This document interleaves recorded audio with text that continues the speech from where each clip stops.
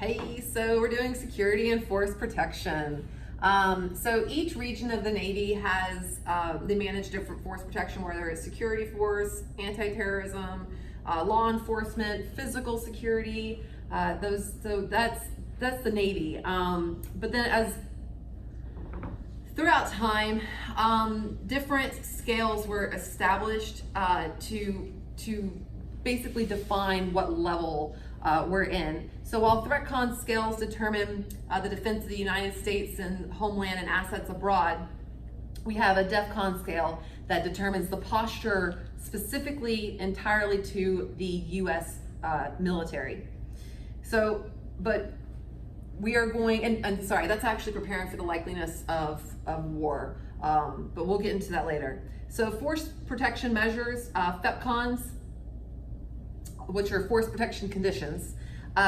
They are a series of measures that are designated to increase the level of a unit's defense. So FEPCONs, when they were established, they weren't established against a specific type of threat, but a series of factors that could set different FEPCON levels.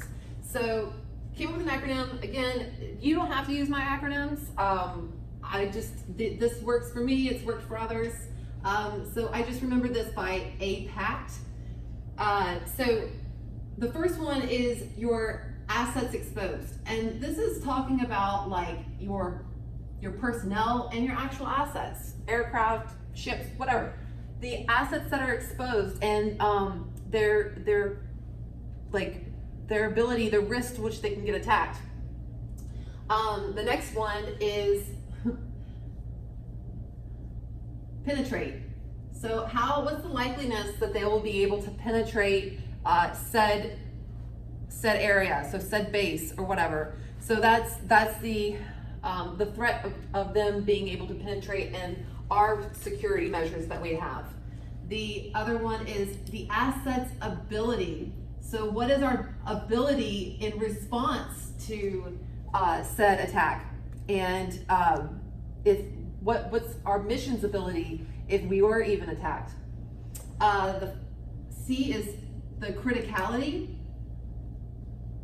So, or the criticalness of their mission. So, like how fundamental it is to protect the criticality of their mission.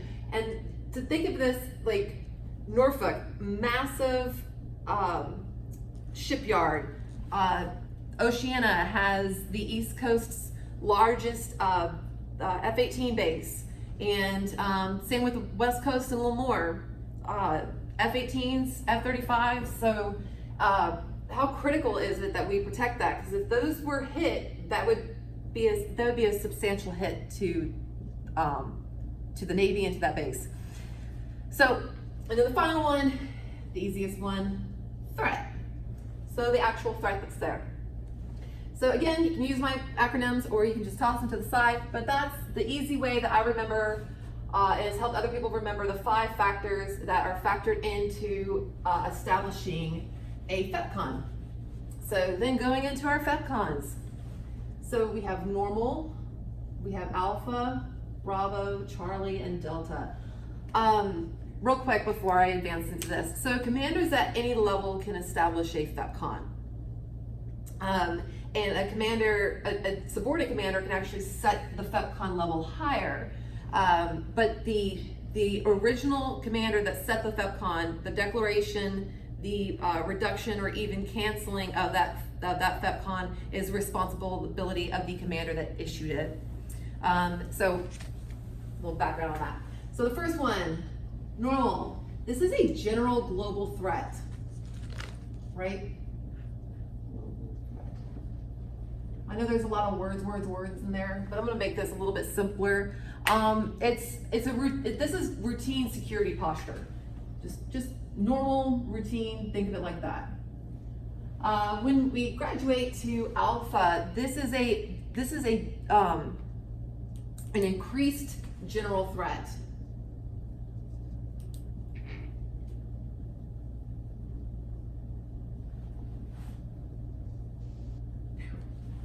All right, and this particular one can be maintained indefinitely. Oh my goodness, I just went dumb again. E, indefinite. Wait, what? Indefinite. Oh my God, I went so dumb. I'm so sorry. This is my life. You know what? Fuck it. I'm done writing it. I'm done. Moving on. Then we have Bravo. So a Bravo is an increased. So just keeping this. It's an increased, but it's more predictable.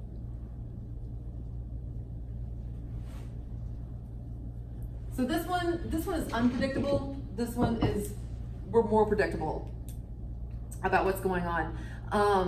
If it's prolonged for too long, it can affect the operation of that base. But that's increased or more predictable threat. Then we have a Charlie, which is intelligence is received. Okay, so now we are we're increasing even an incident has occurred. So this can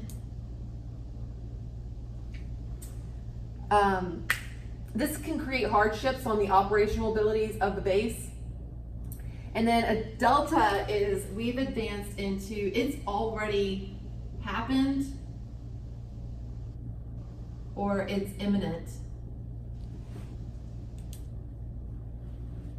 Okay, and that it's not this level is not meant to be sustained for a extended period of time.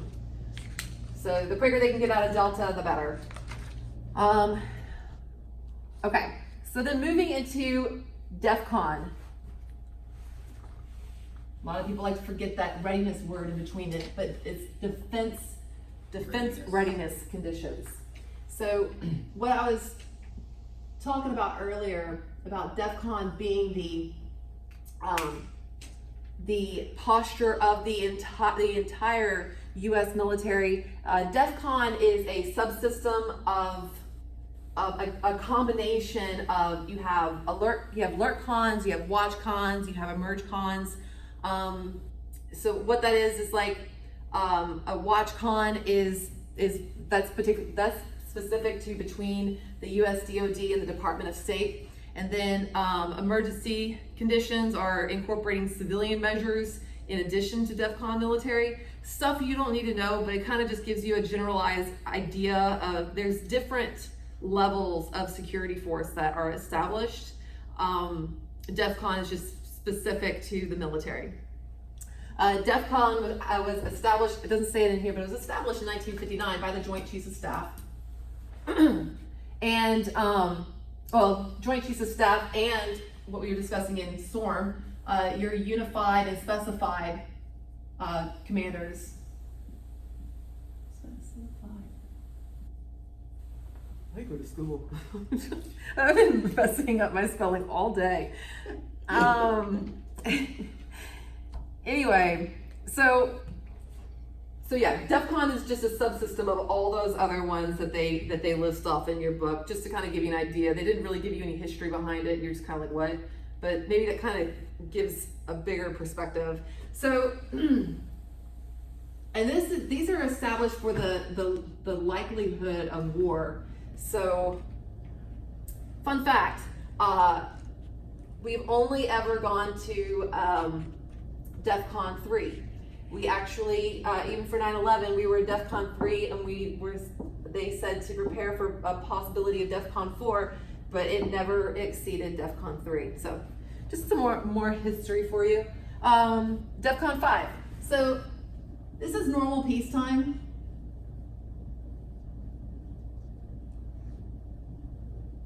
Shit's good, life is good. All right, we got normal, increase. We had just a simple increase.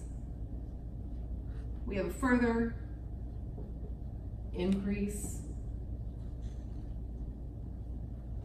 I'm sorry. And then this is max readiness.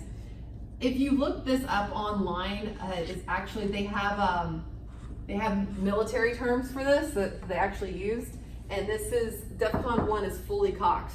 So we are locked and loaded, and that is shit's getting real. So all of this is more condensed of what this book is saying, but just the idea of this is readiness level. We're back, everything it's normal, peacetime, life is good, and then it just gradually builds. So this is a quick and easy way to remember your DEFCON levels. And that sums it up for security and force protection. Hopefully that was insightful. Bye.